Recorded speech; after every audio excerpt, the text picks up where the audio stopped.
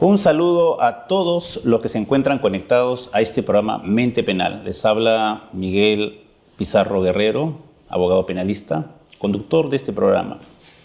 El día de hoy vamos a tener una sesión dedicada al uso y responsabilidad de la fuerza policial. Para eso, invitado a un amigo, un colega, a quien aprecio bastante, es el doctor Estefano Miranda, quien está abocado por la institución que preside a defender a la familia policial. Estefano, la más cordial bienvenida. Muchas gracias, doctor Miguel. Sí, agradecer la invitación que ha tenido usted sobre mi persona y esperemos que el día de hoy con los conectados podamos tener muy buena información y poder interactuar para poder lograr pues, un correcto desarrollo sobre este tema que vamos a proceder a desarrollar, doctor. Bien, Estefano, antes de empezar y conversar, ¿no?, sobre esta problemática, es indispensable para las personas que nos están escuchando o viendo que puedan entender el contexto jurídico al cual nos estamos refiriendo, ¿no? Y para esto voy a dedicar algunos minutos a hacer una introducción del tema. Es indudable que el Código Penal está regulado también por una serie de principios, ¿no?, que se encuentran adscritos al título preliminar del mismo código. Y en estos principios entendemos que lo que entendemos como delitos no solamente comprenden la parte objetiva, sino también la parte subjetiva. Y que a esto le llamamos la teoría del delito, ¿no? Sin embargo, es bueno decirlo, y como referencia histórica, que no siempre fue así. Y yo quería hacer esa aclaración. Es decir, cuando hablamos de causas de justificación, que es lo que nos vamos a referir implícitamente por el tema del uso permitido de la fuerza policial, que puede generar lesiones, inclusive muerte de personas, estamos hablando claramente de las causas de justificación y nos estamos refiriendo a lo que conocemos como uno de los elementos del delito, que es la antijuridicidad. Pero no siempre fue así. Esto recién empezó a mediados del siglo XIX. A mediados del siglo XIX, producto del influjo de Hegel y de un civilista, no un penalista, Rudolf von Jhering, desarrolló un concepto que se puede sintetizar de la siguiente manera. Es decir, que hay conductas que pueden ser antijurídicas, pero no culpables. Eso quiere decir que lo antijurídico en esos años, estamos hablando en 1850 aproximadamente, no existía la tipicidad en esos años, la categoría tipo penal, existía antijuridicidad, y en la antijuridicidad iba a analizarse toda la parte objetiva y la culpabilidad iban a analizarse las razones subjetivas. Sin embargo, cuestionando esta perspectiva y desde una posición subjetivista, Adolf Merkel, un penalista, y después seguiría esa huella Karl Binding, desarrollarían una posición diferente. Dirían que no se puede analizar la parte antijurídica meramente desde el punto de vista objetivo si es que no tomamos en cuenta esos conocimientos que también tiene el sujeto sobre la licitud o ilicitud de su conducta. Esto es importante, puesto que tendríamos que plantearnos una pregunta muy sencilla. ¿Qué es un delito, en el fondo? Y para esto hay dos respuestas. Un delito puede ser entendido desde el punto de vista teórico como una conducta típica, antijurídica y culpable para el día de hoy. Pero un delito también puede ser entendido como una conducta que produce daño. Y eso nos habla de la lesividad. Por lo tanto, cuando hablamos de una conducta típica, puede darse el supuesto de que alguien mate a otro, pero esa conducta esté permitida, vale decir, exista un permiso del sistema jurídico que habilite que esa muerte no tenga consecuencias penales. Nuestro Código Penal, en específico el artículo 20, inciso 8, y también el que vamos a referirnos al día de hoy, el inciso 11, se refiere a eso, es decir, una conducta que está regulada por el derecho, una conducta que también podría entenderse en forma más simple como legítima defensa, es decir, alguien mata a otra persona y esta persona previamente ha generado un peligro y que el sistema le habilita para que ese peligro lo contenga e inclusive produzca una lesión grave. Es obvio, si el sistema permite esto, que haya límites. Esos límites significa que no toda persona, utilizando el argumento de que está usando un arma de reglamento que le ha otorgado el Estado para que defienda a la población en la seguridad interna, permita que esta persona también haga un uso inadecuado, abusivo, y bajo el pretexto de ejercer una función, podamos permitir estos excesos que generarían conductas ya no permitidas, sino no permitidas. De esto se trata entonces el programa del día de hoy. Vamos a hablar de los supuestos que están contenidos en el artículo 20, inciso 11, y también vamos a hablar de una problemática que poco se trata porque es realmente bastante compleja, que es el tema de los supuestos de error. Es decir, supuestos de error en una causa de justificación, cuando podría darse el tema de que un oficial ordene a un suboficial el uso de la fuerza, pero después ocurra una lesividad en un bien jurídico como puede ser la vida, y el oficial se ampare en que realmente él no ha dado el contenido de esa orden y el suboficial diga que él simplemente está cumpliendo una orden o un deber. Entonces, esta es una problemática importante porque podría haber un error, digamos, en la comprensión de cuáles son los límites en el uso de esa fuerza. Y para eso, entonces, he convocado en esta sesión al doctor Estefano Miranda, que antes de tratar el tema, Estefano, quería que te conozca un poco más, ¿no? Nuestro público. Claro. Y que, claro, cualquiera pueda pensar que esté invitado porque eres mi amigo, pero yo te he invitado a este tema porque eres una persona abocada. Sé que también has estado en la familia policial. Claro que sí. Y que presides una institución. Cuéntanos un poco de esta institución, a qué se dedica, ¿no? Claro que sí. Mire, yo soy presidente de la Cámara Legal Fortaleza, que tiene como objeto principal defender a la familia policial en situaciones de servicio y en situaciones de franco. Esto quiere decir la protección exclusiva de sus derechos sobre los temas de función. Cuando ya existe a nosotros lo que le llamamos el cruce de línea, a lo que usted me dijo, cuando tratamos de querer forzar una justificación que está contemplada en el artículo 20, sobre todo en el numeral 11, nos hacemos un poquito al costado, porque lo que buscamos nosotros como asociación es que la familia policial responda a la problemática que tiene la ciudadanía en el tema de la inseguridad, de actuar profesionalmente como todo policía y que toda sociedad exige en un país Estado de Derecho. Entonces, esta Cámara tiene pues a defender netamente a toda la familia policial. Yo soy el presidente de esa Cámara, soy abogado litigante, y una situación que nos da este tema de la función policial es que yo también pertenecía a la institución por 11 años, y como defiendo estos bienes jurídicos de la policía, ya no era ético aún pertenecer a la institución. En tal razón pedí mi pase al retiro y hoy me encuentro defendiendo pues a toda la familia policial, doctor Pizarro.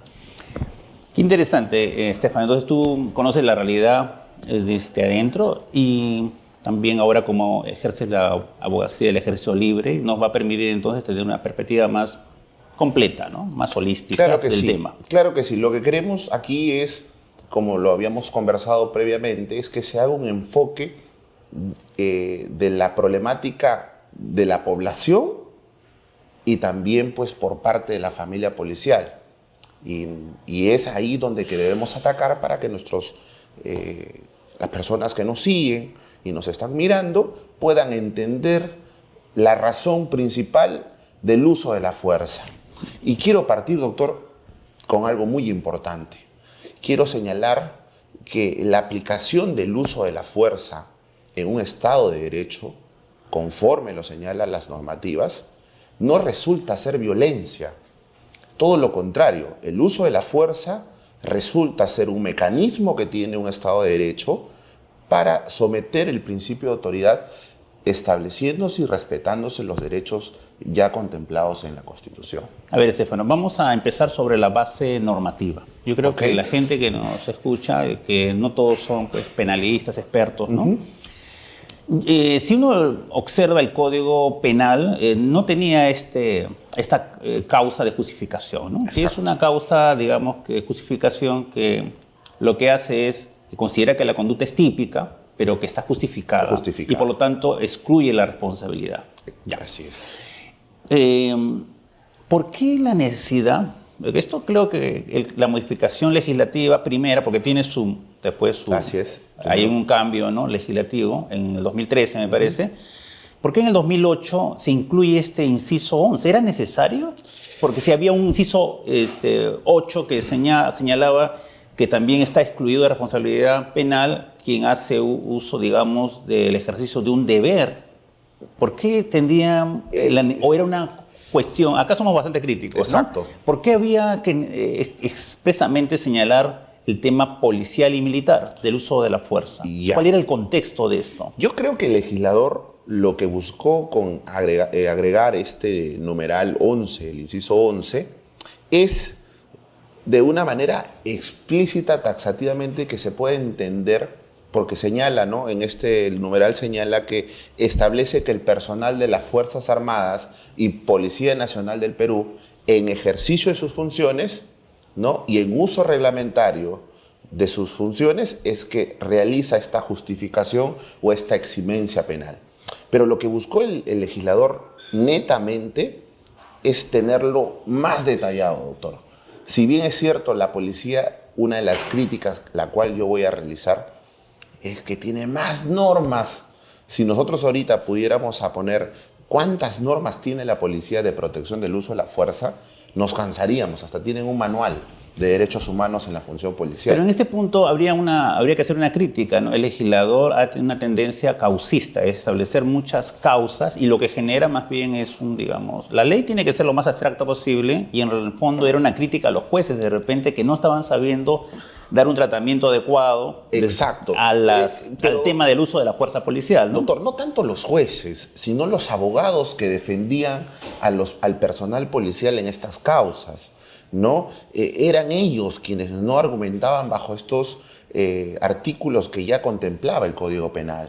Hasta incluso muchas situaciones políticas se han dado que han creado decretos legislativos, decretos de urgencia, para, según ellos, proteger la función policial sin conocer que nuestro propio Código Penal ya establecía esos eximentes. Lo único que era regular y trabajar bajo esos artículos. Pero lo que ha hecho el legislador es llenarlo de normas porque considera o piensa que los jueces no están aplicando de manera correcta lo que señala este artículo. Pero no es así, doctor. El problema va desde el abogado que defiende a esta familia policial que no tiene clara las eximencias de la responsabilidad, y van a hablar pues otra cosa que no son, y es por eso que el juez tampoco obligado a poder pues hacerle una lectura más si es que comete este error, y es por eso que buscan cada vez más que sea exclusivo, y es por eso que luego sale pues el decreto legislativo 1186 que regula el uso de la fuerza policial.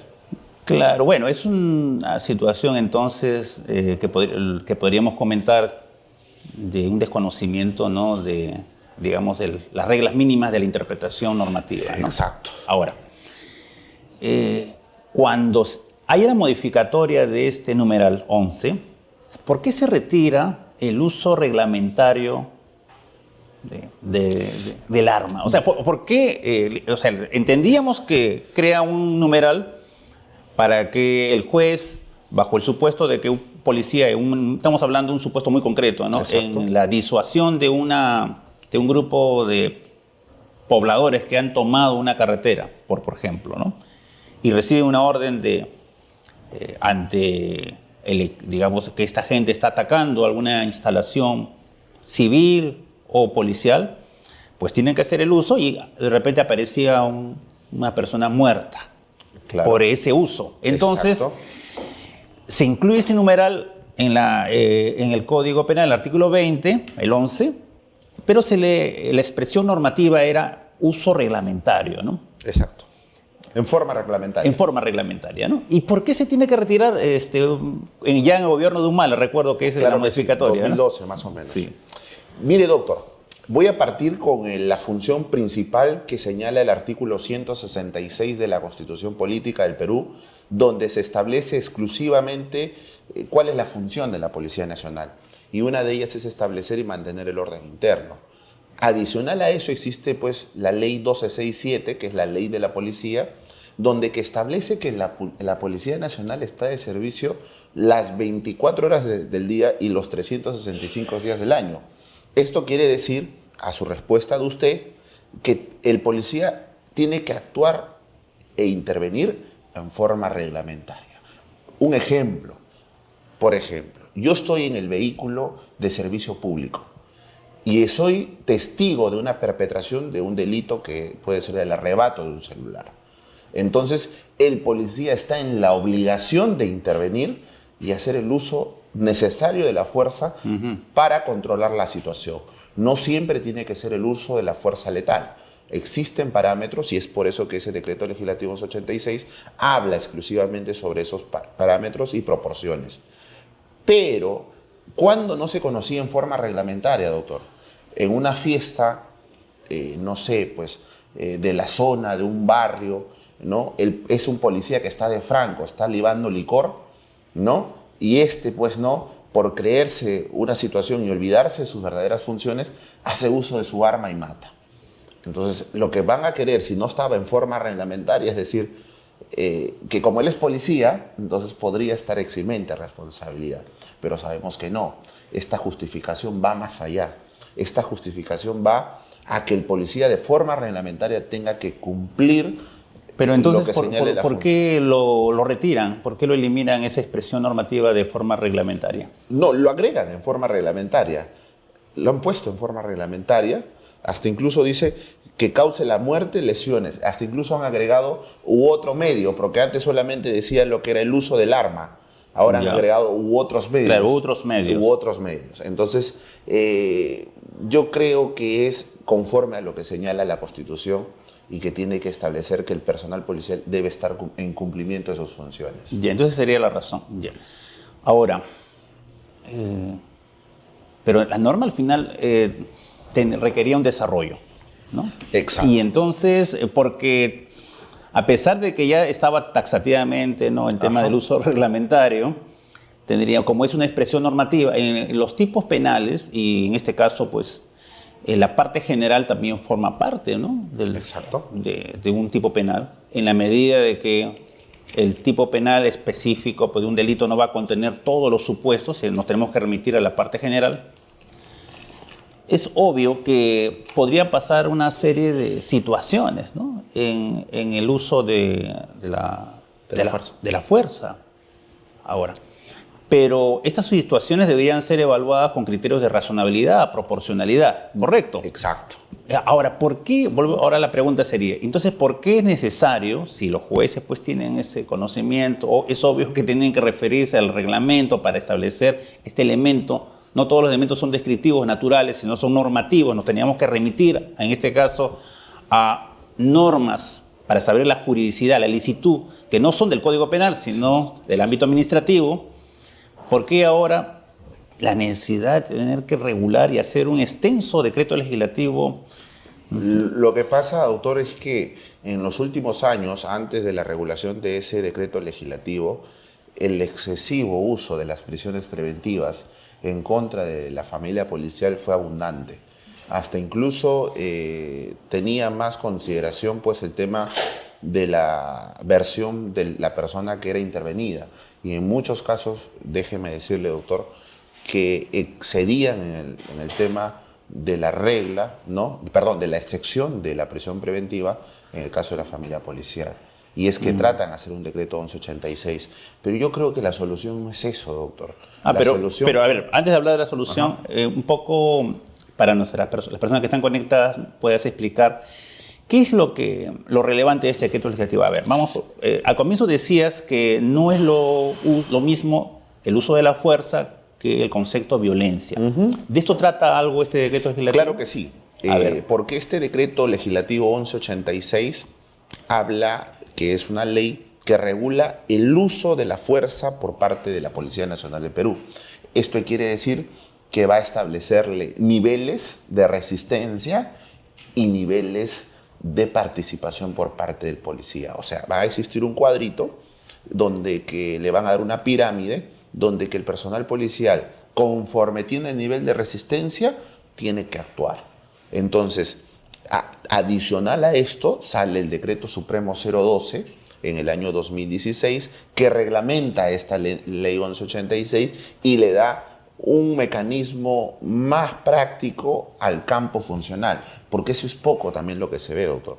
Lo que poco se ve en los juicios o en los procesos de prisiones preventivas es que los jueces desconocen la práctica real y llevarlo por una mala defensa a los mecanismos de defensa, es que logran pues ellos equivocarse o pensar que el personal policial habría pues hecho uso excesivo de esta justificación. Ahora, en esto es una cuestión muy compleja, Estefano, te lo digo por experiencia y también por estudio, ¿no? Porque una prisión, un requerimiento de prisión preventiva en una audiencia, es complicado discutir temas de antijuricidad, ¿no? De causa de justificación, porque los jueces van a tener la propensión, y esto te cuento una anécdota, ¿no? Cuando una vez, en una oportunidad, al gran Santiago Mir Puig, claro, le pudimos consultar sobre ese tema y le decíamos justamente casos concretos en Perú y la problemática de por qué tendríamos que esperar una resolución de fondo para tratar el tema de una causa de justificación legítima defensa, estado de necesidad o el uso de la fuerza. Así es. Él decía de forma muy práctica, porque también son cuestiones de prueba. Él decía, entonces, en una audiencia de prisión preventiva no vamos a ver temas de prueba, porque no todo es tan claro, no hay un video siempre, no todo es tan diáfano, ¿no? Y entonces nos vamos a guiar por los indicios, ¿no? Por las actas de intervención que muchas veces son construidas de falacias, de anécdotas de las personas antiguas del personal policial que se dejan guiar. Y me permito justo aprovechar este momento, doctor. La familia policial comete muchos errores cuando plasma su acta de intervención. Hasta incluso voy a aprovechar en decir, se tiene una leyenda en la policía que tienes que poner en tu acta que se realizó disparos disuasivos al aire. ¿Con qué finalidad? De señalar que primero diste la voz del alto para que luego hagas uso de la fuerza. Y eso no es así. El decreto legislativo y el Código Penal en su artículo 20 señala, mientras que tú de manera razonable y proporcional veas que la persona que estás interviniendo ya tiene un arma y está propenso a hacer el uso, tienes que actuar con fuerza letal. Entonces es contradictorio decir, y eso pasó en el caso de Luis Miranda, que él mintió en su acta de intervención donde dijo pues, que había hecho disparos disuasivos al aire, ¿no? Y muchas veces esto es por consejos de las personas antiguas, del personal policial. Entonces es contradictorio decir que has disparado al aire disparos disuasivos cuando se percibe, conforme a la construcción de los elementos de convicción, que el uso de la fuerza, conforme se ha establecido, debió ser letal. Muchas veces. Y justo voy a compartir un caso que he tenido hace muy poco. Hace 5 días, un efectivo policial estaba junto con un compañero cerca a un frontis de una universidad. Le dan el aviso de que estaban robando en una mototaxi. Va a intervenir y lo primero que hace él es sacar a la persona de la mototaxi y se da cuenta que tenía pues un menán de un arma de fuego acá, ¿no? Y es donde que saca el delincuente el arma y él ha esperado que dispare todavía el delincuente, doctor. Y cuando yo le pregunto al cliente me dice, doctor, lo primero que pensé es que me van a denunciar. Y este delincuente hace 2 usos de disparos, hasta incluso, pero él ha sido, como estuvo tan cerca, pudo reducir ese disparo. O sea, hay que tener la fortuna de que el delincuente sea torpe para que no lo... Exacto, doctor. O sea, no lo liquide, pero ¿no? entonces, ¿a qué quiero llegar y qué quiero cerrar la idea? que debemos consignar los datos que sucedieron realmente en una intervención, que no colocan falacias, porque es fácil luego para la defensa de los delincuentes poder pues cuestionar en el proceso estas malas actas. Entonces existe una mala praxis que debe corregirse y que yo pues y junto con la Cámara Legal lo que tratamos es de ir comisaría en comisaría abordando estos temas para que ellos busquen una manera justificatoria de realizar una correcta intervención. A ver, pero estábamos hablando de la base normativa del decreto legislativo que, digamos, trataba de aclarar estos conceptos del uso de la fuerza. A ver, ¿cuáles son estos niveles con ejemplos muy concretos? Digamos que estoy conduciendo mi vehículo y me interviene. Y me dicen de manera que yo entiendo, porque todo es a veces subjetivo, que yo entiendo indebida. ¿No? Digo, yo no estoy cometiendo, no he hecho ninguna infracción, pero porque este señor me viene a... Hasta hay un prejuicio, de repente me quiere pedir alguna coima, ¿no? Entonces, o llevar a la comisaría. Entonces le contesto de manera, digamos, bastante altanera. Exacto. Le digo, bueno, identifíquese. Pero es su derecho. Ya, a ver. Vamos a hablar primero de los niveles de violencia, porque también podría haber violencia verbal, ¿no? Exacto. Entonces, digamos que el ciudadano le contesta de manera altanera o malcriada al efectivo policial. ¿Esto puede ser considerado como una situación de riesgo, ya? Mire. ¿De grado 1? Ese decreto justo habla que el primer nivel de resistencia y el nivel de fuerza resulta ser peligro latente. ¿Y qué quiere decir peligro latente? Que propiamente dicho, la función del policía es siempre estar en alerta. Ya, pero porque ahí estamos hablando que usted es cualquier ciudadano, sí, un abogado manejando, ¿no? Quizás pudo haberse pasado la luz roja, etcétera, pero es lo más mínimo. Pero no sabemos que también pueden encontrarse con un delincuente o algo por el estilo. Pero ¿cuál sería la conducta permitida del efectivo policial? El ciudadano puede cuestionar la intervención. Pero en este caso no es un cuestionamiento, está malcriado, digamos, altanero, prepotente contra el policía. El segundo nivel es cuando, el tercer nivel es, perdón, cuando no es cooperador. En este caso el que usted me está diciendo. No es cooperador. No es cooperador. Lo que hace el policía es verbalizar. No puede utilizar la fuerza pero porque así esté altanero diciéndole, oiga, usted me quiere robar, usted me quiere coimear. El personal policial, producto de este reglamento, doctor, lo único que tiene que hacer es verbalizar. Ya, digamos que verbalice, le dice, señor, baje de su vehículo. Exacto. Ya. Él levanta, sube su, digamos, la luna de su vehículo y se queda dentro. Estacionado. Y se queda dentro estacionado, no le hace caso. En esa situación, ¿podría forzar bajarlo, entendiendo que hay un peligro latente? Si hay un hecho punible, la presunción de un hecho punible, sí, pues no. O sea, digamos, se ha pasado la luz roja, él está ahí, se ha quedado estacionado, dice no. Puede ser que en la conversación él haya podido sentir un aliento alcohólico, ¿no? Ya. Entonces, si ya ve que existe la presunción de un hecho punible... Pero el hecho punible sería la desobediencia a la autoridad. Pero lo que pasa es que la desobediencia se va a establecer después de la orden, o sea... pero la orden fue baje. Lo que pasa es que dentro de los parámetros la persona no puede bajar por el simple hecho de, sobre todo, el reglamento señala que debe quedarse en su vehículo y esperar que el policía se acerque.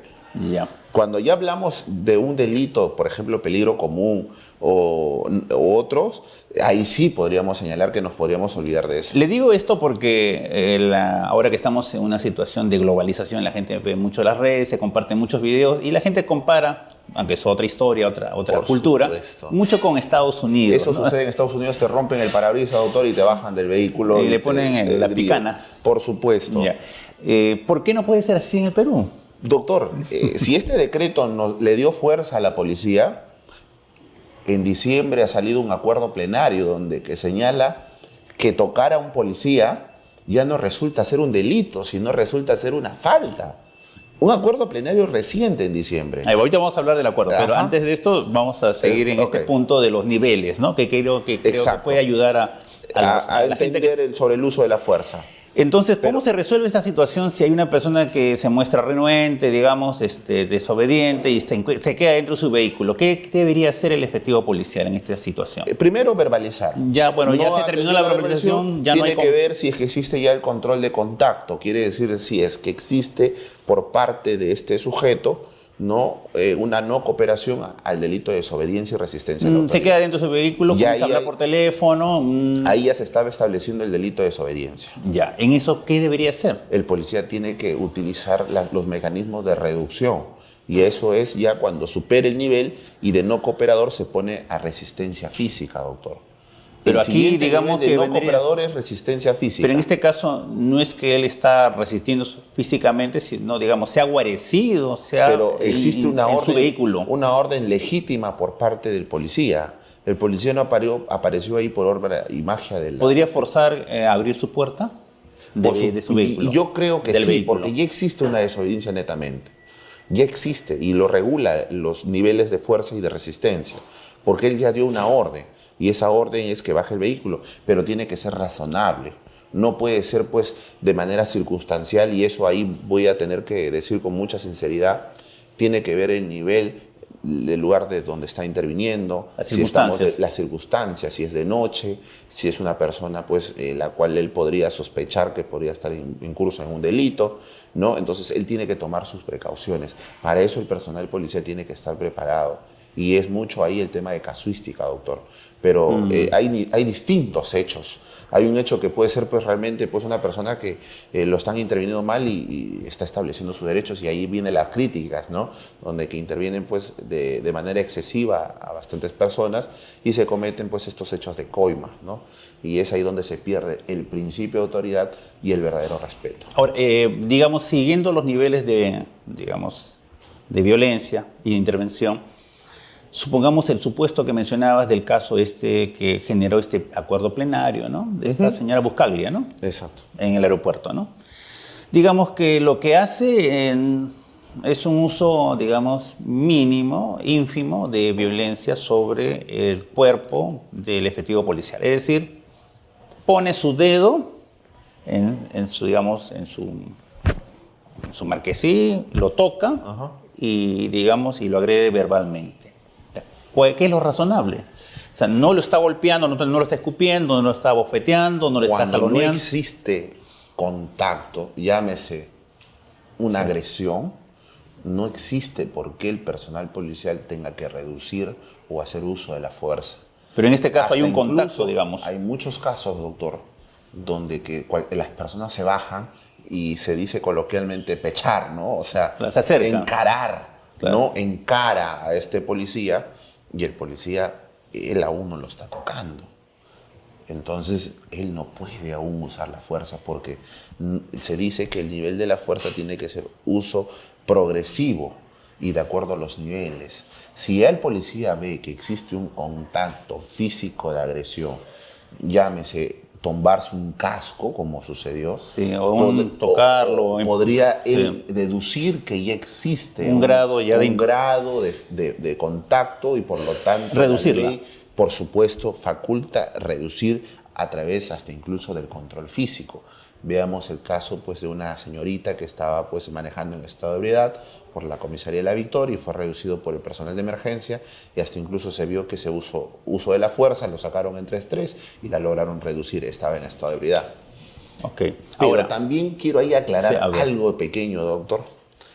Ojo que la reducción del uso de la fuerza por parte del personal policial no tiene por qué tomarse como la violencia. ¿Por qué, doctor? Usted no sé si ha visto el caso de la comisaría de Puente Piedra, Ya. donde una señora agrede físicamente al personal policial y este personal policial contesta como boxeador y empieza a agredirla como si estuviera agrediendo una bolsa de arena.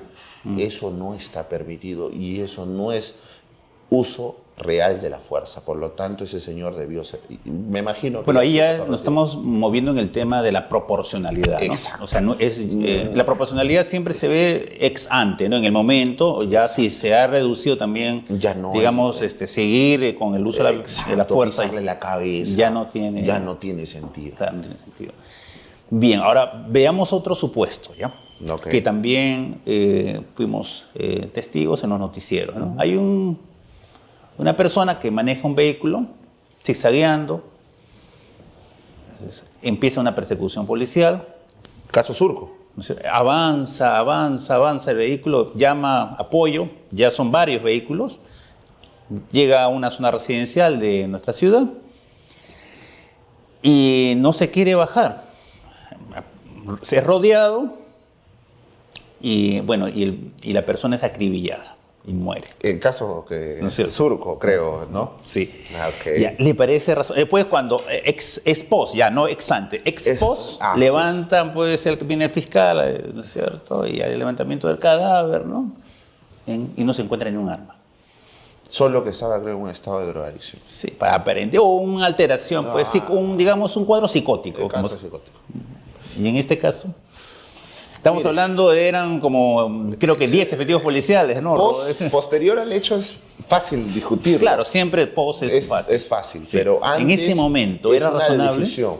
Le cuento que la policía, dentro del marco de la prevención del delito, es pues no evitar situaciones peores que podría cometer un ciudadano.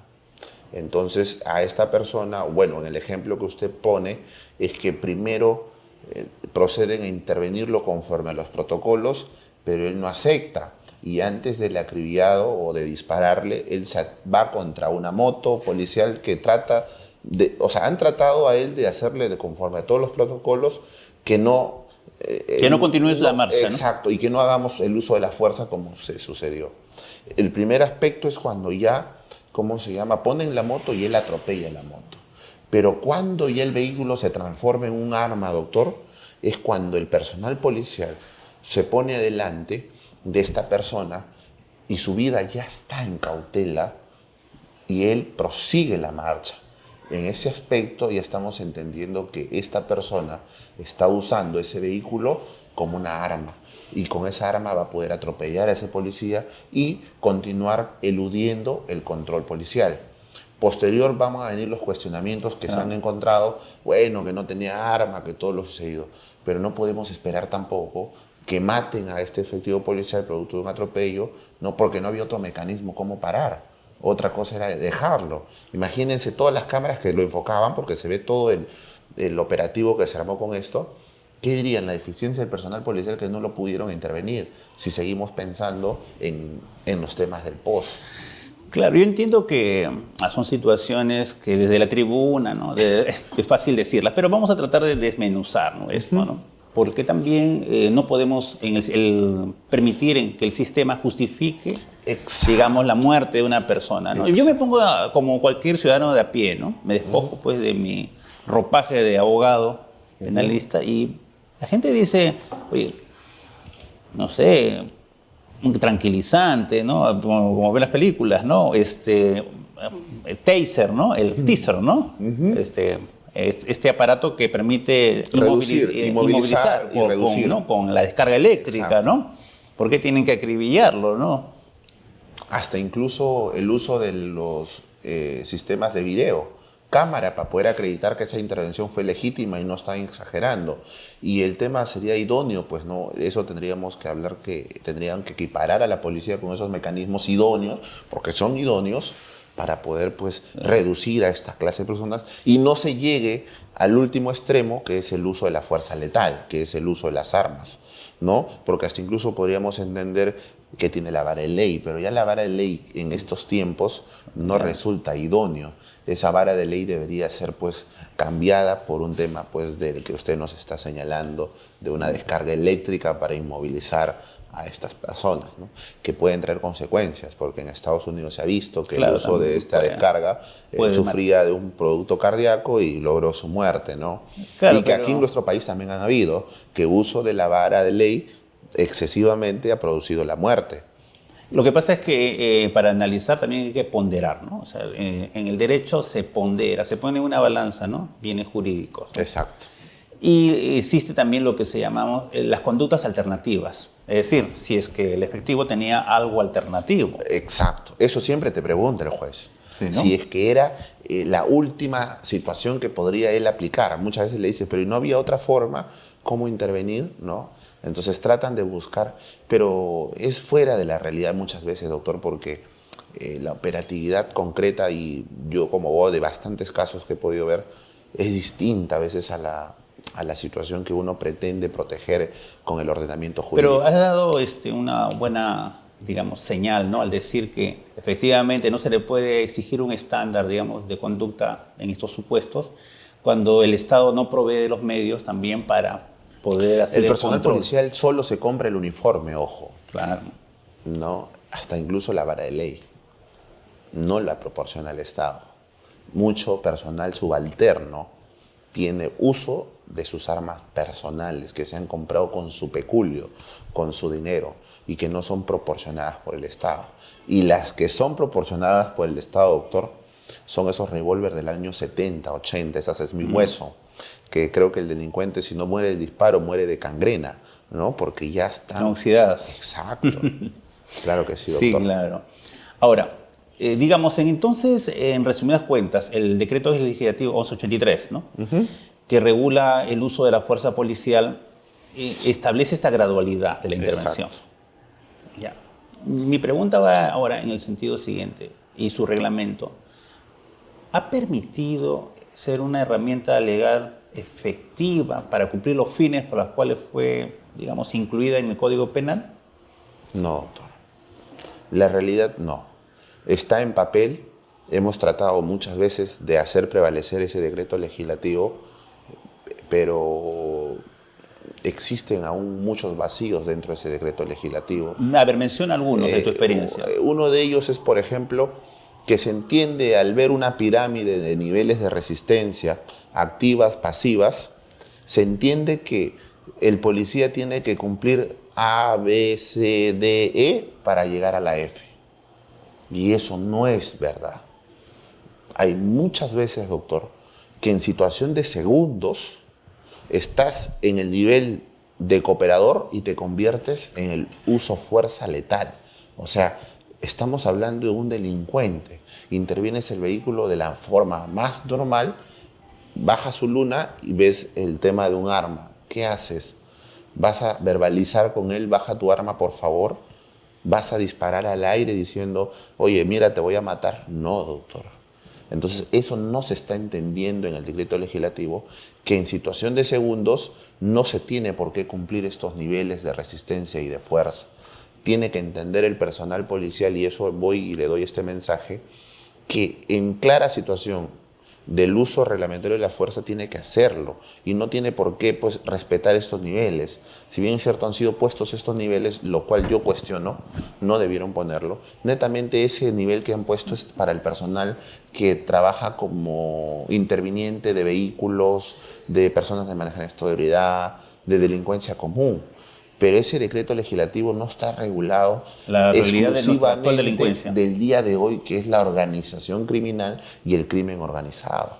Entonces, ese decreto legislativo le faltó un poquito, hablando entre nosotros, de mayor, pues, argumentos que ayuden a la policía a una correcta intervención, Lo que pasa es que respetando el principio de autoridad. también lo que menciona, el delincuente es un oportunista, el delincuente patrimonial, ¿no? Entonces, al ser un oportunista, ve que también las deficiencias policiales, ¿no es cierto? Por ejemplo, en la implementación de herramientas adecuadas, y las aprovecha. Exacto. Y las sabe y las conoce, ¿no? Exacto. Entonces sabe las debilidades en este caso, de la policía. Exacto. Bien, hay algo que mencionaste, ¿no? Y que lo habíamos postergado y quiero tratarlo en este momento. Yo he escuchado también que inclusive exministro de Interior ha criticado el acuerdo plenario referido, ¿no es cierto? En este caso se refería al caso, tomaron como ejemplo, ¿no? El caso de la señora Buscaglia, ¿no? Del caso del aeropuerto. Del aeropuerto, ¿no? Que era excesivo, ¿no? Digamos, estamos hablando de la determinación de la pena. Lo que ocurre es que entiendo que cuando hay violencia y resistencia a la autoridad, las penas se exasperaron como todo el código, se aumentaron. Es que fue un momento que le quisieron dar mayor situación de principio de autoridad, pero de manera también fuese excesiva. Y entonces pusieron como un extremo menor, si no me equivoco, 6 años. Exacto. Okay. Entonces la señora fue, recuerdo, a terminación anticipada. Y bueno, le redujeron, pero fue efectiva. Entonces decían, ¿cómo es posible, no? Si la señora tiene una prisión efectiva, si lo único que la gente, pues, ¿no? Cierto sector también Claro. de la prensa dijo, ¿no? Lo único que la señora ha hecho es, bueno, ha actuado de manera malcriada, prepotente, pues le ha arrojado, pues, ¿no? Una bofetada. Una bofetada, pero eso no se puede. Y entonces, de repente, eso fue la idea de los Supremos. Es decir, establecer un acuerdo plenario que le dijera a los jueces un criterio de interpretación de la norma y le dijera, tienes que remitirte al grado de violencia ejercido. Claro que Entonces, sí. y el problema está en que se remitían al Código Penal, entiendo, a los artículos correspondientes, que serían de los de lesiones. Exacto. Estamos hablando lesiones graves, Leves. lesiones leves y levísimas, Y le decimos. que están en la parte de faltas. Y es Exacto. por eso que en el argot común dice, bueno, lo han convertido en una falta. Y así incluso hay atenuantes, ¿ah? Habrían atenuantes, ¿no? Que considerar, pero no encuentras también que hay una razonabilidad, es decir, ¿cómo ponerle 6 años de cárcel a alguien que, digamos, sin ver esa gradualidad también del uso de la violencia, ¿no? Lo que pasa es que ahí sí hay un tema de discusión por varias partes, que el Estado de Derecho, conforme al principio de autoridad, se viene perdiendo producto también, pues, de estas situaciones que vemos, ¿no? Y voy a trasladar justo ese ejemplo, pero el caso de Barranco, de una señorita que jaló del cabello a un efectivo policial. Ella estaría en curso en ese acuerdo plenario porque estuvo en estado de ebriedad. Y de acuerdo a ese acuerdo plenario dice, si te encuentras en estado de ebriedad, debe ser un atenuante. Porque se dice que la conducta no fue conforme a la realidad, y etcétera, etcétera. Estado de, digamos, de de conciencia alterada. Exacto. Entonces, atenúa esta situación, motivo por el cual debería resultar ser una falta. Entonces, si bien es cierto que si queremos atacar la realidad de que nos acoge este problema, ¿no?, de tener a una autoridad respetada, ¿no?, es pues en un fiel cumplimiento a las normas y tratar de darle proporcionalmente y razonablemente, como usted dice, imposición de sanciones. Pero las sanciones no creo que tienen que ser convenientes que sea contra la libertad, sino establecerse las correctas, por ejemplo, multas. Existen otros establecimientos de coerción donde que ayuden a estas personas realmente a que puedan establecer pues un respeto irrestricto a la autoridad, ¿no? Pero tampoco podemos promocionar, ¿no?, que exista pues una clara vulneración a esto, porque imagínense, hoy todas las personas que están en estado de ebriedad y que son detenidas van a pues a faltar el respeto a la autoridad, van a haber hechos hasta incluso que lamentar si es que no se regula correctamente.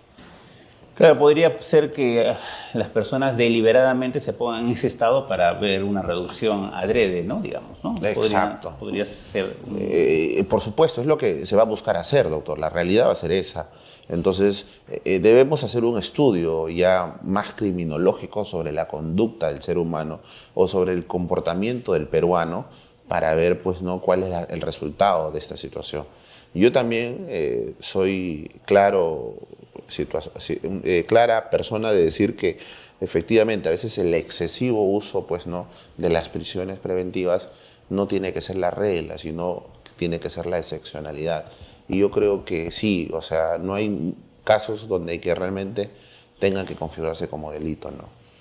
Estefano, tú has mencionado algo que me parece que es de suma importancia tratarlo, ¿no?, en esto, porque, bueno, este programa lo que pretende, pues, constituirse, pues, un espacio de reflexión, ¿no?, y de crítica, ¿no? Mencionas la pérdida progresiva, digamos, del respeto a la autoridad, ¿no? Ahora, quería preguntarte lo siguiente, y creo que muchos nos hacemos esa pregunta. ¿Esto obedece a una natural y, digamos,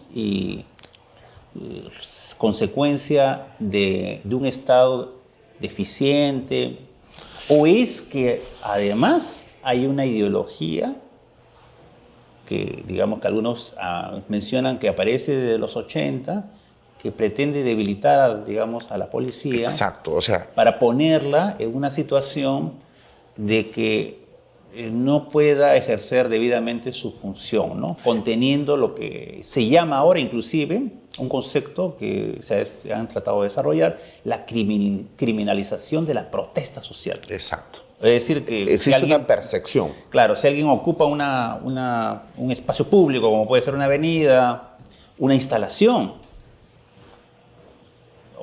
ataca inclusive una dependencia policial, bueno, eso es parte de la protesta social y la policía tiene que estar, como mencionabas, con ese efectivo, no solamente preocupada, sino atemorizada de ejercer su función debidamente. Y te pongo ya para terminar la idea de esa pregunta, el caso tan extremo de las vidas que se perdieron en Bagua. Claro, hay muchas responsabilidades, pero lo concreto también tiene que ver con esto. Ellos, teniendo armas, se dejaron desarmar, yo creo, con esa parte de esa idea, ¿no? Porque si yo supiera que me van a matar, o tengo esa sospecha en ese contexto, y yo tengo un fusil, pues hago uso, ¿no? Pero podría haberse convertido en una masacre también. ¿Ah? Claro, ese temor, digamos, hace que... ¿Cuántos fueron? 30, ¿no? Sí. 30 efectivos, algunos secuestrados. Y algunos de ellos nunca... Ha desaparecido. Nunca aparecieron sus cadáveres. El ¿no? mayor Bazán desapareció. Entonces, yo quería preguntarte eso, ¿no? Para centrar, ¿no? ¿Es un tema de deficiencia del Estado, ¿no? mediocre que tenemos, ¿no? Que no funciona? ¿O es parte también de una ideología, de un sector? Voy a darle 50-50. Porque hay que, como buenos profesionales, porque dentro del ámbito de los policías, de los 160.000 policías, tenemos una fuerte cantidad de policías profesionales. Existe una eficiencia por parte del personal policial que ayuda a que se vea pues, involucrado en hechos que vulneran pues, la imagen institucional, la percepción que tiene la sociedad con esa policía. Dices, mira, esta policía ha coimeado, ¿cómo yo la voy a respetar? Esta policía le ha pegado a su esposa, este policía, etcétera, etcétera, etcétera. Entonces, es la percepción de cómo se ve a la policía.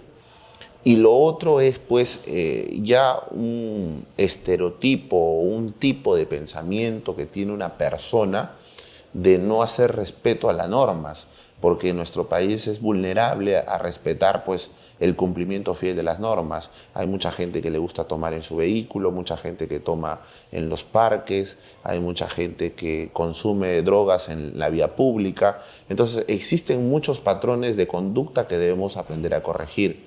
Y esto es producto, pues, de también, tiene que ser un trabajo multisectorial, que no solamente esté involucrado el Ministerio del Interior, sino el Ministerio de Cultura, el Ministerio de Educación, y todos ellos para trabajar esto a futuro, ¿no? O sea, la solución no es ahora, con implementación de normas más drásticas, no, es implementar una nueva cultura de paz. Por eso se decía que vivir dentro de una cultura de paz es vivir sin discriminación, sin delincuencia y sin corrupción.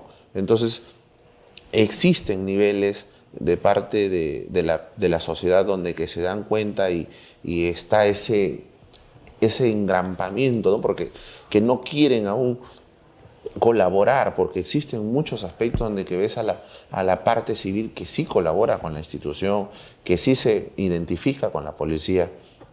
Pero yo quiero mandar también el mensaje de que existen muy buenos efectivos policiales y nos han demostrado a través de su trabajo que han podido lograr buenos trabajos, ¿no? Entonces yo creo que debemos atacar pues, el fin principal, que es los patrones de conducta adquiridos. A veces hasta incluso hay ese pensamiento que cualquiera es policía, ¿cierto? Entonces esa percepción, te escucha tu hijo, te escucha tu compañero, se va contagiando. Y entonces antes, en los años 90, me cuentan los antiguos, que no había persona que se cruce con un policía y que no lo salude. Decía, señor policía, buenos días, jefe, buenos días, jefe, buenos días. Existía un contacto con la sociedad. Hoy la gente pasa y no lo saluda al policía, y el policía también recíprocamente no lo hace. Entonces se ha perdido esa identidad que se tenga que tener para poder llevar pues, a un estado más armonioso, donde que al policía no se le vea como el cucu, ¿no? Antes a los niños soñaban con ser policías, ¿no? Hoy no, pues existe, le dice, si tú te portas mal te voy a llamar al policía. Entonces ya existe una percepción equivocada que debemos cambiar como sociedad para poder pues, vivir en un estado más armonioso y dentro de un respeto irrestricto de los derechos. Mira que 50 años atrás, ¿no? Podrías preguntarle a todas las personas de esa generación, los policías eran amigos de los niños. Sociedad. Claro. Sí, los Por policías supuesto. conocían los nombres de los... Exacto. Recuerdo cuando pasaba el efectivo policial por... Yo soy de una zona populosa, yo soy de San Martín de Porres. Usted contó esa anécdota, ¿verdad? Sí, sí, y una vez hubo un asalto, pues empezaron los asaltos de los bancos, porque la criminalidad se especializó en asaltar bancos, ¿no? No es como ahora que la población es la agredida, Claro. ¿no? Sí. Digamos que había la idea del Robin Hood, ¿no? Robaban a los ricos, ¿no? Exacto. Entonces, y recuerdo que un efectivo policial estaba herido de una bala, entonces nosotros que éramos los muchachos que en vacaciones peloteábamos, y fuimos corriendo y lo vimos que nos pedía ayuda y la gente lo ayudó. No solamente eso, se conmovió, se sentía identificada porque era alguien que nos estaba defendiendo.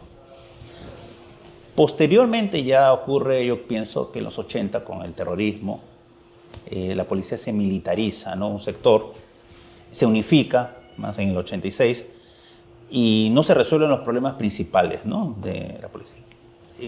Quería tocar ese tema también, Estefano, ¿no? Porque es importante, antes de pasar a un corte, ¿no? El modelo policial que asumimos, tú sabrás, es el modelo... Español. No sé, no, español. Chile hace el modelo alemán, ¿no?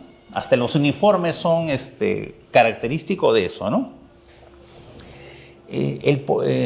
La gente reclama mucho la falta de seguridad ciudadana y con razón, ¿no? Porque ve que está desbordada, ¿no? Es un problema de número, es decir, de cantidad, porque obviamente hace 50 años teníamos calidad, 10 millones, ahora tenemos 33, obviamente hay más población, pero es un tema o es un tema político de organización, que viene, digamos, yo considero del Estado. Que el problema principal, doctor, y yo sé que voy a tener muchos que van a increpar con mi persona, es la decisión política que se aplicó en el 88 de unificar a la Policía Nacional, de unificar a las tres fuerzas, Guardia Civil, Guardia Republicana y la Policía de Investigaciones. Ya. Y que reduce copia similar a la Policía Española, porque la Policía Española hace eso, pero la Policía Española se ha desarrollado mucho más porque ellos eran los que crearon este plan. Y entonces, ¿a qué quiero llegar? A que la policía ha perdido fuerza de especialización, ¿no? Al haber unificado los tres, hoy un policía pues, de investigaciones, mañana resulta ser un policía de tránsito, un policía de patrullaje a pie. El policía de tránsito mañana aparece en la comisaría investigando violencia familiar. El policía que estaba en la UCE con su vara y con su escudo comiendo aparece en protección contra las mujeres, aparece en la comisaría X, entonces se ha desvirtuado. Por ejemplo, hoy, hace pocos días hemos recibido la noticia que han implementado mayor policías en las calles, pero ¿saben el problema en real que ha sucedido? Es que han cogido policías de distintos lugares que ya tenían especialización para mandarlos a las calles. ¿Cómo se deben sentir esos profesionales? Tengo casos bastantes que han estado en la Irandro, han estado en Defensoría del Policía, abogados que defendían al personal policial por tener la condición de ser un efectivo policial de armas, han pasado a hacer patrullaje UCE, a hacer patrullaje a pie. Entonces existe, yo creo, el principal problema parte con la unificación de las tres fuerzas, porque Chile tiene su propio departamento de investigación, que es el PDI, ¿cierto? Y tiene su propio departamento de prevención y tiene pues un tema de seguridad de Estado. Lo que nosotros vemos, imágenes lamentables, como un personal policial puede estar cargando pues cosas, objetos personales de los congresistas, de ministros. Imagínense que en ese momento, en el peor de los casos, exista un nivel de ataque o de resistencia. ¿Qué va a tener que hacer? Botar la bolsa y recién poder disuadir el ataque. Entonces existe un nivel de fuerza que no se ha visto considerado. Y hoy, 2020, está siendo perjuicioso para la sociedad tener a una sola policía. Lo que dices es muy importante, porque replantearía todo el esquema que hemos venido desarrollando en los últimos... Que no hemos logrado el éxito. Claro, es que lo científico en el análisis es ensayo-error. Pues. Ese ensayo ha generado un error que debería pues, corregirse. Por supuesto, ¿no? Y es lo que se ha perdido, pues, el tema de la policía de investigaciones, el policía de prevención. Eso me hace recordar una anécdota que utilizan mucho en Estados Unidos, que dicen que a veces la gente se disuade de cometer un delito porque existe el CSI. Es decir, hay un área tan... El FBI, es tan especializada que te van a descubrir, ¿no? Claro, y están dentro del campo de investigación años, ¿no? Entonces, no puedes mandar a un policía que tiene 15 años investigando delitos, conoce la perspectiva de la criminalidad, mandarlo pues a patrullaje a pie. Es como que traigas a uno del BRAE que está propenso a ingresar pues 15, 10 días al monte y luchar contra la subversividad, y traerlo acá, él va a querer disparar. O sea, es por eso el error que decía, hay que sacar a las Fuerzas Armadas para poder ayudar en el tema de la prevención. ¿Usted cree que esa va a ser la solución? Nos va a traer problemas, y más problemas para esos miembros de la Fuerza Armada, porque van a hacer uso ilegítimo de la fuerza, porque ellos están preparados para otra situación, que son situaciones de guerra. Entonces tenemos que tener mucho cuidado. O sea, las decisiones políticas no tienen que ir embriagadas por el clamor popular. A veces ese vox populum nos incurre a error. A veces ser muy populista o querer pues llevar a la gente o satisfacer la necesidad de la gente con mecanismos populares traen al error. Claro, ni siquiera yo diría serían populistas, sino populacheros, ¿no? Sí. Es decir, que lo que buscan es congraciarse con un sector de la población que en realidad desconoce la problemática posterior. Claro, y está motivado por algo emocional, su vivencia, ¿no? Real, ¿no? Es asaltado, es secuestrado, hay violaciones de los derechos niños, humanos, ¿no? En este caso de la niña que hace unos días, ¿no? Exacto. Entonces la gente dice, esto está desbordado, esto es un caos. Bueno, aquí lo único que queda es que salgan las Fuerzas Armadas, la pena de muerte, castración. Pero recordemos que han habido casos de pena de muerte que luego se han demostrado inocencia. De eso vamos a hablar después del corte. Nos hacemos un breve intermedio y ya volvemos a conectarnos en 5 minutos.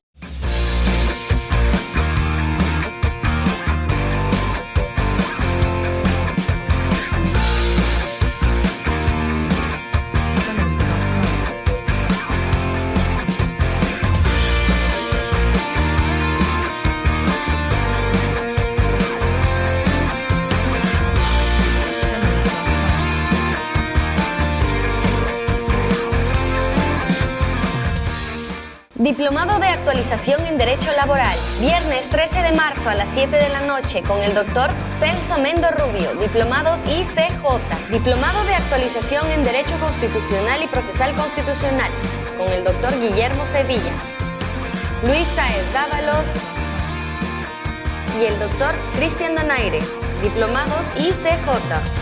Diplomado de actualización en Derecho Civil y Procesal Civil, jueves 12 de marzo a las 7 de la noche con el doctor Marcos Castillo, el doctor Joel Chipana y el doctor Alexander Rioja.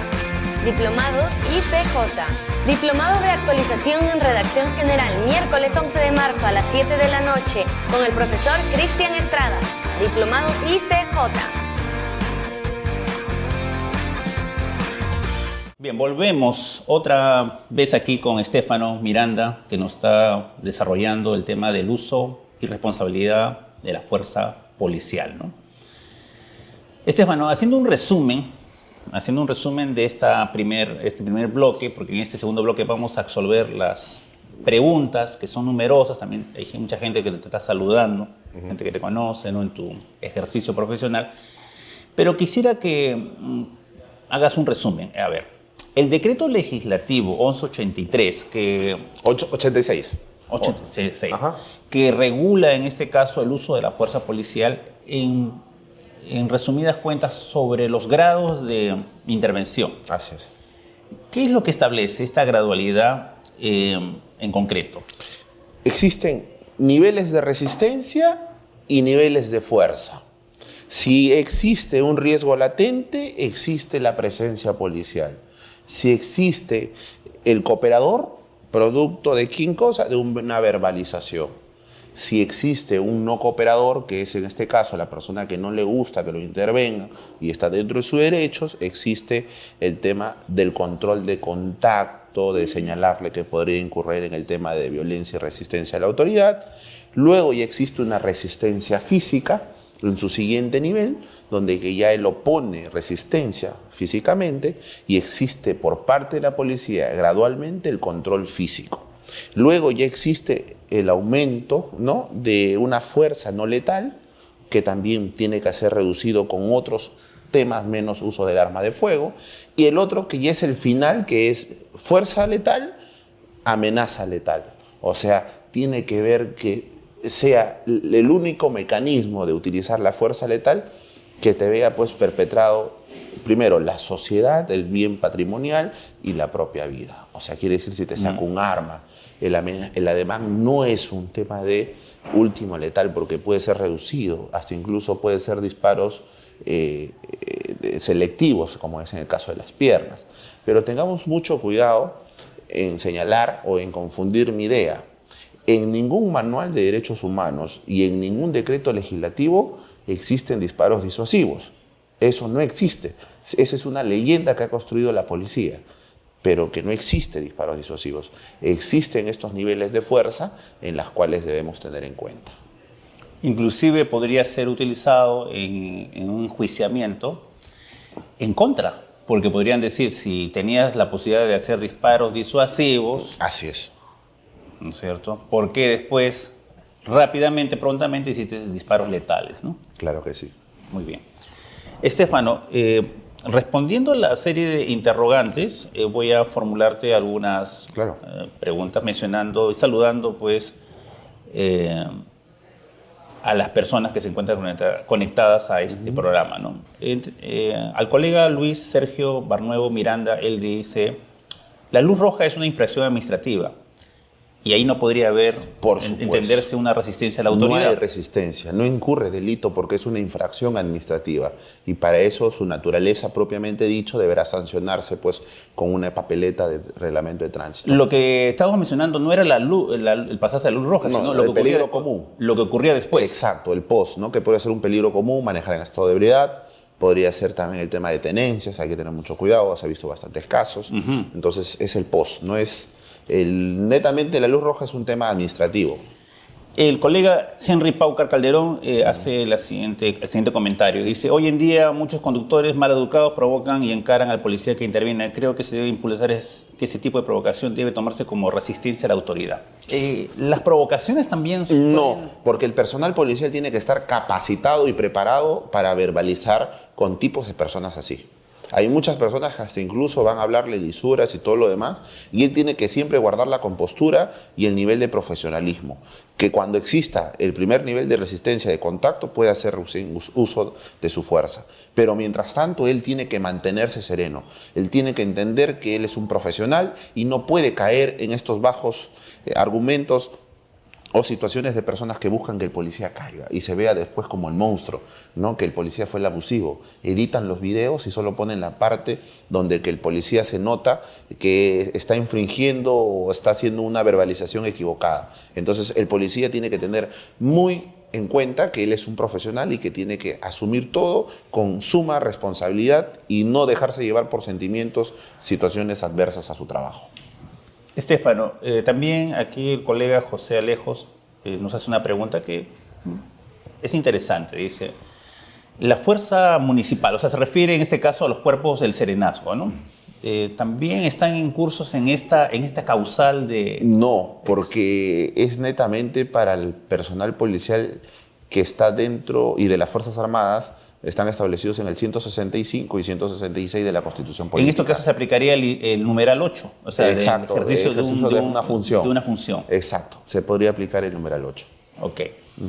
Pero existen muchos casos que no están regulados. Es un tema muy extenso, doctor. Sí. El tema del serenajo. Después tenemos el colega Segundo Rojas, hace dos observaciones críticas. Claro. ¿No? Él señala que a tu aseveración de que el vehículo, en el caso que habíamos comentado, así es, que había acelerado y que en este caso había golpeado a la moto, ¿no es cierto? Él pregunta, dice, ¿cómo puede ser en este caso que comprendan a un vehículo como un arma. Entonces no puede ser entendido el vehículo como un arma.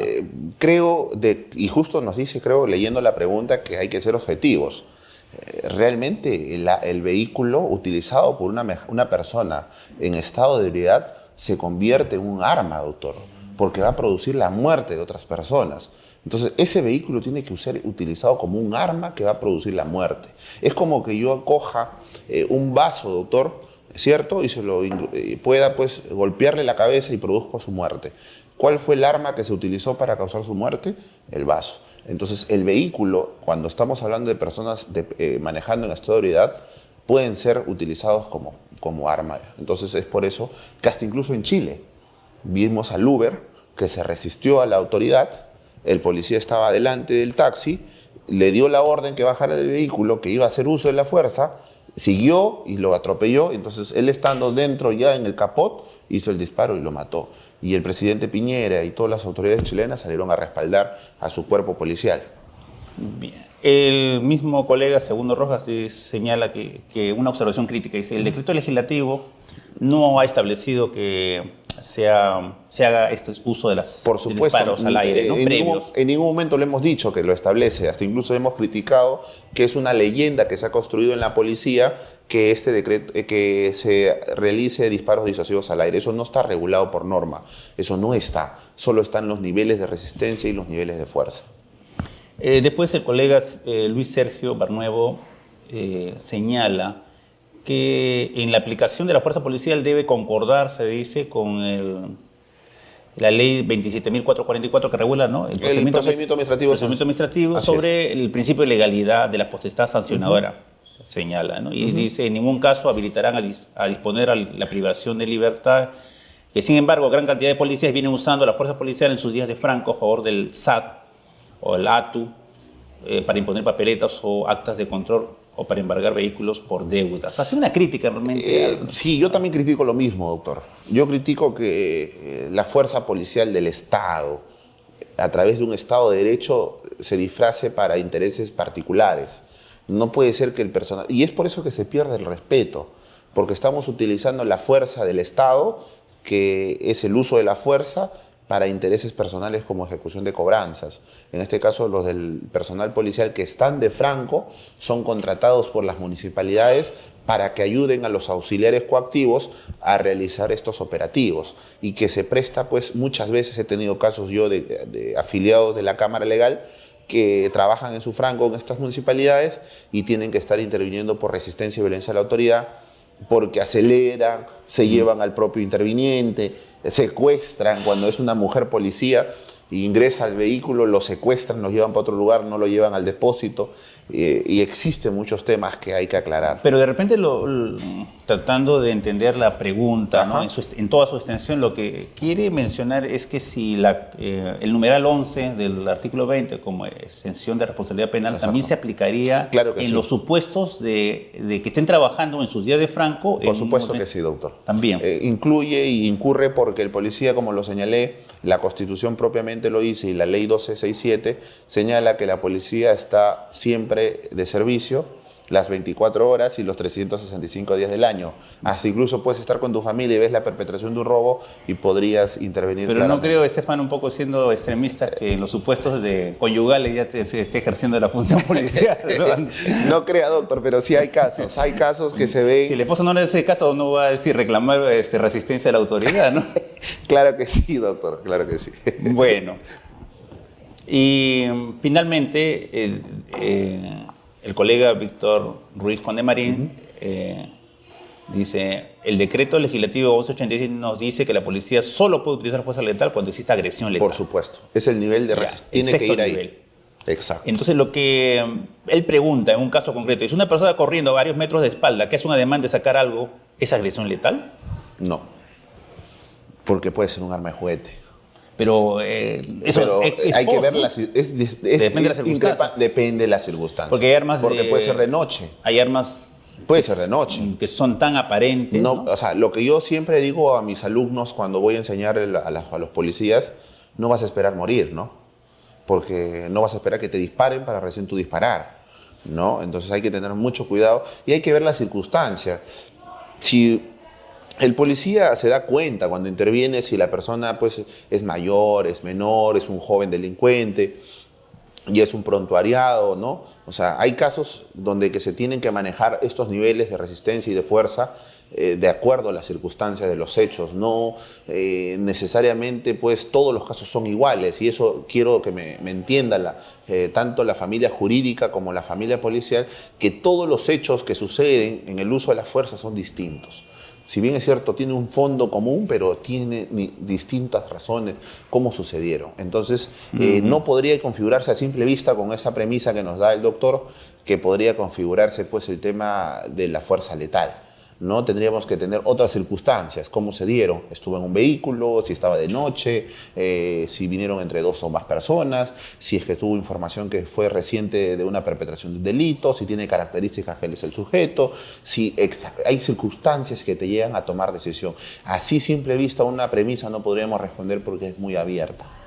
Estefano, pienso que hay una parte de, me parece que esto lo decía Wolfgang Goethe, ¿no? Que gris siempre es la teoría, pero que verde es el árbol de la vida. Exacto. Es decir, la riqueza de cada caso, ¿no? Supone pues, una comprensión no mecánica de la norma, ¿no? Exacto. No trasladar mecánicamente la aplicación, ¿no? Ni tampoco buscar el refugio en la ley. La ley no lo va a decir todo. Recordemos que el principio de legalidad, bueno, es un tema personal. Nunca ha sido la solución de los problemas, ¿no? Porque antes era legal tener, pues, sirvientes, ¿no? Entonces, la ley ha sido evolucionando conforme a los tiempos. Entonces, si bien es cierto, quiero que se entienda, todos los casos no son iguales, doctor. Todos los casos son distintos. Tiene que verse mucho las circunstancias, ¿no? A veces dice, ¿por qué no se le hizo el disparo disuasivo, o perdón, selectivo? Que es, si tú ves un delincuente con un arma, le disparo en la pierna. Y si yo le disparo en la pierna y él me da en la cabeza, yo no veo la gradualidad que pueda tener ese delincuente. Entonces hay circunstancias, como lo que le acabo de decir, que van a ayudar a esta policía a ¿qué cosa? A tomar decisiones. Pero para que tome decisiones, doctor, ¿cuál es el principal? Tiene que estar capacitado. Tiene que ser personal exclusivamente que se dedica a esto, que conozca su manual de derechos humanos en la función policial, que conozca parte del código procesal, que conozca el código penal, que conozca cuáles son sus eximente de responsabilidad, cuál es ya la línea donde que se escapa, que ya no puede ser una justificación el tema de ser policía, donde que sí va a recibir todo el peso de la ley cuando trate de simular un operativo, como hemos visto en muchos casos, donde que se haga un pseudo operativo, se construya. Se tiene que entender el personal policial que no puede sembrar a todas las personas por tratar de querer investigarla. Entonces tiene que asumir el rol de responsabilidad como tal. Entonces eso, cuando el personal policial asuma el compromiso por parte de la ciudadanía, vamos a cambiar. Bien, Estefano, con eso, con esas palabras finales tuyas, estamos concluyendo este programa, que creo que tenía una riqueza para mí. He aprendido cosas que no conocía, porque eso se trata también, ¿no? Nadie es sabio de pretender saberlo todo, ¿no? Y conocer todos los ámbitos del derecho y de la vida misma, ¿no? De la experiencia, que cuenta mucho, ¿no? Hemos conocido que para poder entender y calificar adecuadamente estas conductas imputadas inicialmente como gravosas, que han hecho daño a un bien jurídico como puede ser la libertad, la vida, el cuerpo, la integridad física, hay que entender que esto nace pues de una ponderación de intereses, una razonabilidad, criterios de proporcionalidad, que la inclusión del inciso o del numeral 11 en el artículo 20 de las causas de justificación debe ser comprendido en ese contexto y debe concordarse, es obvio, con la base legal de las extensiones normativas que se han ido desarrollando y también con la casuística. De esta forma nos despedimos y antes de hacerlo quería invitar a los colegas que agradezco desde ya su adhesión y su sintonía con este programa, de que me envíen algún mensaje. Mi correo personal es tododerechopenal@yahoo.es, o también a la institución que nos patrocina, Instituto de Capacitación Jurídica, sugiriéndonos algún invitado o algún tema que les interese que desarrollemos. Con esto terminamos. Muy buenas tardes. Hasta el próximo jueves.